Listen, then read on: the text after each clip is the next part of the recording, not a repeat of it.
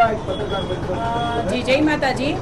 હવે કાલની જે આપણે સંકલન સમિતિના સભ્યોની જે પ્રેસ કોન્ફરન્સ હતી એના સંદર્ભમાં હું કહેવા માંગુ છું કે જે કરણસિંહ ચાવડાભાઈ કહી રહ્યા છે, જે એને ડિસિઝન લીધું છે એ કઈ રીતે ડિસિઝન લીધું છે અને કોના કહેવાથી ડિસિઝન લીધું છે એ અમે જાણવા માંગીએ છીએ। તો જે કરણસિંહ ચાવડાભાઈની વાત ઉપરથી ડબલ સ્ટાન્ડર્ડ દેખાય છે કે એ નથી કઈ કોઈ ડિસિઝન જ એનું નથી લાગતું કે કઈ રીતના ડિસિઝન છે એ। કાલની જે પ્રેસ કોન્ફરન્સ છે એમાં એવું બોલી રહ્યા છે કે ભાઈ અમે કોઈ વ્યક્તિથી અમારે વિરોધ પણ નહોતો, કોઈ સરકારથી પણ અમારે વિરોધ નહોતો, તો વિરોધ હતો કોનો? આપ લોકો શું કરવા આવ્યા હતા? કે જે બહેનો દીકરીની અસ્મિતાની લડાઈ હતી તો એ તો કોઈ કઈ દેખાણું નહીં, તો આપ શું અત્યારે આપનું સ્ટાન્ડર્ડ જ નથી? જે આપ બોલી રહ્યા છો એમાં આપ ડબલ રોલ કરી રહ્યા છો એવું લાગે છે। અને એમાં એક જે બેન હતા એ બેન એવું બોલી રહ્યા છે કે વ્યક્તિગત હું કોઈને જવાબ દેવા રેડી નથી, પણ અમને કોઈ વ્યક્તિગત વિરોધ નથી, આપણે બધા એક જ સમાજના છીએ અને અંદરો અંદર લડાઈ કરવાની બદલે જે સમાજને ગુમરાહ કરી અને બેસાડી દીધા છે, તો એ પીટી જાડેજાએ ઓડિયો વાયરલ કર્યા હતા બધા, બરાબર છે? કે પીટી જાડેજાએ એવું કહ્યું હતું કે ભાઈ તૃપ્તિબાના પર્દાફાશ કરીશ અને બીજા 2-3 જણા લોકોના વાત કરી હતી કે બધાનો પર્દાફાશ કરીશ અને સંકલન સમિતિ કેવી ગદ્દાર છે એ હું કહીશ। અમે લોકો અત્યાર સુધી શાંતિથી જ બેઠા છે કે ક્યાંક ને ક્યાંક આપણો સમાજ છે, તો આપણા સમાજમાં અંદરો અંદર લડાઈ કરી અને સમાજને ગુમરાહ કર્યો અને જે ડિસિઝન લેવાનું હતું એ લીધું નહીં, તો પીટી જાડેજા પહેલા તો ક્યાં છે હું એ પૂછવા માંગુ છું। કરણસિંહ ચાવડાભાઈને પણ પૂછવા માંગુ છું કે સંકલન સમિતિના સભ્યો પીટી જાડેજા અત્યારે ક્યાં છે? પીટી જાડેજા અમારા ફોન પણ નથી ઉપાડી રહ્યા અને જવાબ પણ નથી આપી રહ્યા, તો આ બધા તમારી જે અંદરો અંદર જે ખીચડી પકાડી છે એ સમાજની સામે તો ચોખવટ કરવી જ પડશે। અને જે અત્યારે સમાજને માત આપી છે કે જે બીજેપી પાર્ટી કે એના વિરોધ લઈ ગયા અને જે પણ ભાઈઓએ એ પાર્ટીમાંથી રાજીનામા આપી દીધા, એની કારકિર્દીનું શું ભાઈ?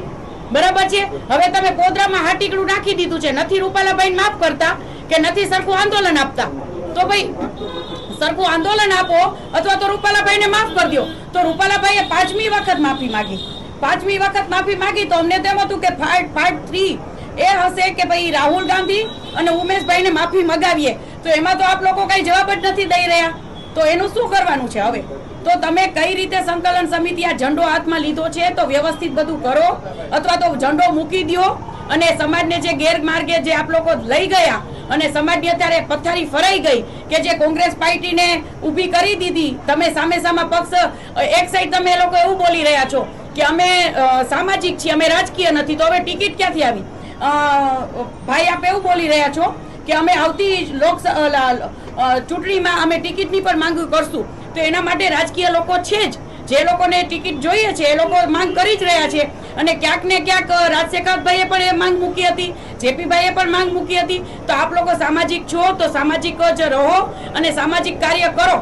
આપ લોકોએ શું કર્યું છે કે બેનું દીકરીઓનો હાથો બનાવી અને રાજકીય ધોરણે ક્યાંક ને ક્યાંક મને એવું લાગે છે અને સમાજને એવું લાગે છે, સમાજને એવું લાગી રહ્યું છે, જે આપનું કાલનું જે કોન્ફરન્સ હતી એમાં સમાજ એવું પૂછવા માંગે છે કે તો તમે લોકો 120 સંસ્થા છે તો 120 સંસ્થાના નામ આપો, એમના હોદ્દા આપો, આટલો બધો ખર્ચો કોને કર્યો એ પણ અમને જણાવો।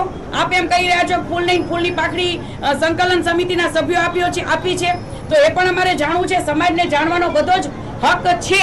અને અત્યારે જે આપણે આ ડિસિઝન લઈ લીધું છે એ ડિસિઝન કોના કહેવાથી લીધું છે? બરાબર, અમને લોકોને સાઇડલાઇન કરીને બેસી ગયા, જે બહેનો દીકરીઓ મેન લડત આપી હતી એને તો આપ લોકો કોઈ દિવસ યાદ જ નથી કરતા, તો અને અંદરો અંદર જે સમાજની લડાઈ છે એ બંધ કરો। આખા સમાજનું ખરાબ લાગે છે અને અમને આપ લોકો બોલવા મજબૂર કરી રહ્યા છો। અમને બોલવું નથી ગમતું, અમને મીડિયામાં પણ આવું નથી ગમતું, પણ જે લોકો જે આપણે ડિસિઝન લીધું છે એ તદ્દન જ કાં રૂપાલાભાઈને માફ કરી દો અને કાં સરખું આંદોલન કરો, બેમાંથી એક વસ્તુ કરો। પોદરામાં હાટીકડું રાખી અને આપ ઘર ભેગા થઈ જાવ છો તો એ આપણું ડિસિઝન ચોખ્ખું અને દેખાતું નથી આમાં કઈ। સંકલન સમિતિ હું કહું છું ને કે ચોખ્ખું બોલતી જ નથી, અત્યાર સુધી એને સમાજને ગુમરાહ કર્યો, કોઈ પણ વસ્તુ એનું ડિસિઝન ક્યાંક ને ક્યાંક લઈ લેવું પડે, ટાઈમ આવે તો લઈ લેવું પડે, તો એ ડિસિઝન નથી લઈ શકતા, સમાજને પણ ગુમરાહ કરીને બેસી ગયા છે, પોતાને કઈ ફેર નથી પડતો। 5મી વખત રૂપાલાભાઈએ માફી માંગી છે માનવતાની દ્રષ્ટિએ, તો નથી શું કરવું છે એ લોકોને, અંદર ખાને એ લોકો શું ખીચડી પકાવી રહ્યા છે ને એ જ નથી ખબર પડતી। હવે સરકાર સાથે સમાધાન થઈ ગયું સંકલન સમિતિનું એવું માનો છો? હવે એ તો એમને ખબર અને સરકારને ખબર. એવી વાત આવતી હતી ટિકિટો માટે છે ને આંદોલન ચાલતું હતું. હવે આગામી ચૂંટણીની વાત આવે છે તો આને લઈને કઈ રીતના? જે હું તો પહેલેથી જ કહેતી હતી કે જ્યારથી રૂપાલાભાઈએ ફોર્મ ભરાઈ ગયું હતું પછીનું જે આંદોલન છે એ ટિકિટ અને સત્તા માટેનું જ હતું. એટલે જ હું સમાજને મેસેજ દેવા માંગુ છું કે જે હવે આગળનું આંદોલન હશે એ ટિકિટ અને સત્તા માટેનું જ છે. બરાબર છે. જો બેનો દીકરીઓની અસ્મિતાનું હતું એ તો કઈ કર્યું જ નહીં અને કરવા દીધું જ નહીં. તો હવે આ આંદોલન છે એમાં આપ પણ જોઈ રહ્યા હશો કે જે કરણસિંહ ચાવડાભાઈ છે બોલી જ ગયા છે કે ભાઈ અમે પણ ટિકિટની માંગુ કરશું. તો પછી શું ટિકિટ માટે આ લડતા હતા? બેનો દીકરીઓ રૂપાલાભાઈ તો એક સાઈડ જ હતા ને, કોંગ્રેસ ભાજપ આવી ગયો એટલે પૂરું જ હતું. તમારી દ્રષ્ટિએ હવે આંદોલન તો હવે ઈ બધા સમાજને ખબર, દુનિયાને ખબર કે સફળ ગયું છે કે નિષ્ફળ. આંદોલન સફળ કે નિષ્ફળ? એક રીતે જોવા જઈએ તો નિષ્ફળ જ ગયું છે. જે એકતા અમારી છે એ અમે જોવા જશું કે ક્યાંક ને ક્યાંક અમારો સમાજ એક થયો છે, પણ જે સમાજ ગેરમાર્ગે દોરાયો જે એ સમાજ બહુ હેરાન થઈ ગયો છે અત્યારે. કે જે પણ ભાઈઓ બીજેપી પાર્ટીમાં હતા, ભાઈઓ કે બહેનો, એ લોકોને રાજીનામા અપાવી દીધા અને આ લોકોને તો હવે કઈ પડી જ નથી. તો કારકિર્દી એ લોકોની બગડી ગઈ છે અને હવે એ લોકો શું કરી રહ્યા છે કે શું કરવાના છે એ કોઈને કઈ ખબર જ નથી. તમને લાગે છે પ્રધાનમંત્રી ત્રીજી વખત પ્રધાનમંત્રી પદ ગ્રહણ કરશે? શું લાગે? હવે એ તો જયારે રિઝલ્ટ આવે ત્યારે ખબર પડશે. કહી રહ્યા હતા તેમની આયુષ્માન યોજના સારી છે, પ્રધાનમંત્રીએ સારા કામ કર્યા છે, આપને શું લાગે? જી ના, હું તો અમારું પહેલેથી જ અમે બીજેપી પાર્ટીના વિરોધ નતા. બરાબર. આ સંકલન સમિતિ કલાકે અને સાંજે અને સવારે પોતાના નિવેદનો સતત બદલતી રહી છે. તો અમારું પહેલેથી જ નિવેદન કરણી સેના તરફથી આજ બહુમાળી ભવનમાંથી લડાઈ ચાલુ થઈ હતી, બહેનો દ્વારા પણ ચાલુ થઈ હતી. ત્યારથી એક જ વ્યક્તિગત વિરોધ હતો રૂપાલાભાઈનો વિરોધ જ કરવાનો હતો વ્યક્તિગત. પછી એ લોકો બીજેપી પાર્ટી લઈ આવ્યા. તો બીજેપી પાર્ટીનો વિરોધ કરવાનું કારણ શું હતું? બરાબર છે. અને નરેન્દ્ર મોદી સાહેબે 18 વર્ણોને સાથે લઈને ચાલ્યા છે, 18 વર્ણોને, અને 18 વર્ણો માટે એવું કામ કર્યું છે. તો એ કોઈએ ભૂલવું ન જોઈએ. બેનો દીકરીઓની અસ્મિતાને લઈને આ લડાઈ હતી. તો રૂપાલાભાઈએ જે ચૂંટણી પછી પણ કહ્યું હતું કે ભાઈ હું નારી શક્તિને હું સંબોધું છું ને નારી શક્તિ પાસે હું માફી માંગુ છું. તો ક્યાંક ને ક્યાંક બેનો દીકરીઓ દ્વારા અમે તો રૂપાલાભાઈને માફ કરી દઈએ છીએ. જેને જે બોલવું હોય એ બોલ્યા રાખે. બરાબર છે. કેમ કે કાંઈક ડિસિઝન લેવું જરૂરી છે. અત્યારે એક ડિસિઝન હોવું જરૂરી છે. પછી ખોટું એમ કહીએ કે ભાઈ અમે સમાજની સાથે છે તો કાંઈક તો ડિસિઝન લ્યો. અત્યારે આ લોકોએ સમાજને આખો ગુમરાહ કર્યો છે. કોઈ ડિસિઝન પણ ન લીધું અને તો પછી રૂપાલાભાઈને માફ નથી કરતા તો પછી રાહુલ ગાંધી અને ઉમેશભાઈને શું કામ? તો પછી એ લોકો પાસે પણ માફી મગાવો. કેમ એ લોકો પાસે કઈ બોલતા જ નથી આ લોકો? જી, તમે કયા કારણથી પરસોત્તમ રૂપાલાને માફી આપી? જે અમે જે પરસોત્તમભાઈએ ચૂંટણી પછી 5મી વખત ક્યાંક ને ક્યાંક માનવતાની દ્રષ્ટિએ એક વડીલ છે, એની ઉંમર છે, માફી માંગવી કોઈ સહેલી બાબતે નથી. જે પણ એ બોલી ગયા છે અમને દુઃખ છે. બરાબર છે કે જે પણ એમને જે બોલી ગયા હતા તો એને 5મી વખત જે માનવતાની દ્રષ્ટિએ, બીજું તો શું કરીએ? ચાલો બીજું આપણે શું કરવાના છીએ? એક લોકશાહીની દ્રષ્ટિએ બીજું તમે શું કરી લેવાના હતા? જે પણ અમારું આંદોલન હતું એમાં જો અમને ટિકિટ રદ થઈ ગઈ હોત તો અમારા માટે એથી વિશેષ કોઈ નતું. પણ એમાં કંઈક ને કંઈક રાજકારણ રમાઈ ગયું છે.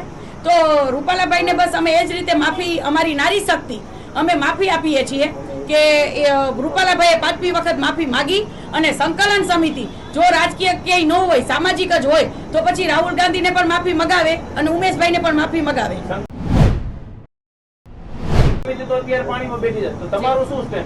જી, મારું સ્ટેન્ડ એ જ છે કે કોઈ પણ હોય ને એને અતિની ગતિ ક્યાંય ન હોય, અતિની ગતિ કોઈ જ રીતે ન હોય. ભાઈ હાલો જે પણ છે બરાબર. અમને પણ બહુ રોષ હતો, ગુસ્સો હતો, બધું જ હતું. બરાબર. અમારા મહાસંમેલનો થયા, બધું જ થયા, બધું જ. પણ ક્યાંક ને ક્યાંક હાલો અમારું સરકારે માન ન રાખ્યું. જે પણ થયું તે.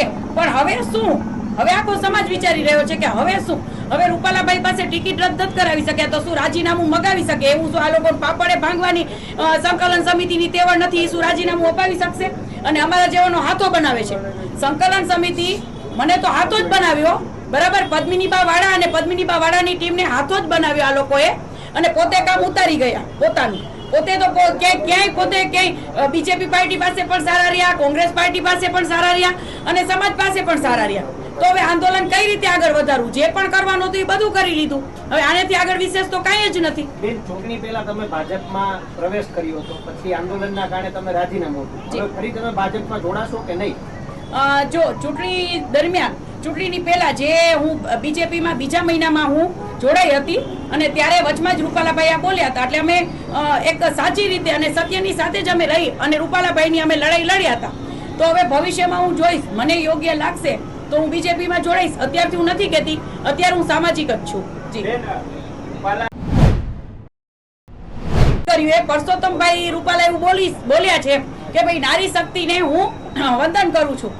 તો ક્યાંક ને ક્યાંક ભાઈ એ વડીલ છે, બોલી ગયા, અમને ગુસ્સો હતો, રોષ હતો, બધું હતું.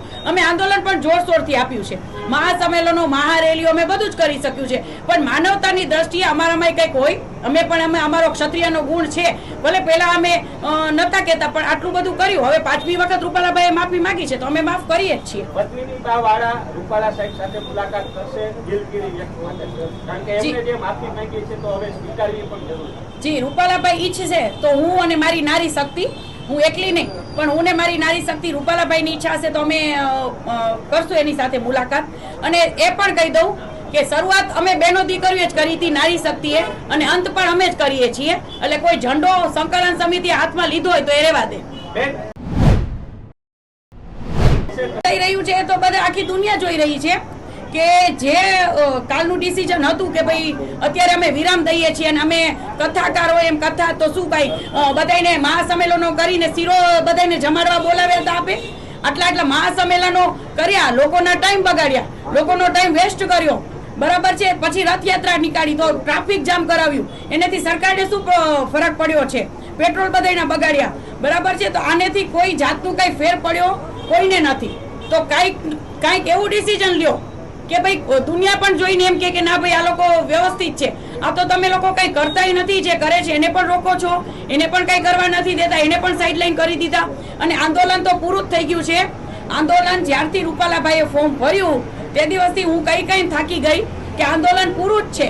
પણ ક્યાંક ને ક્યાંક આ લોકો સમાજને ગુમરાહ કરી અને અમે સામાજિક છીએ એમ કરી અને સમાજને અહીંયા સુધી પહોંચાડ્યા.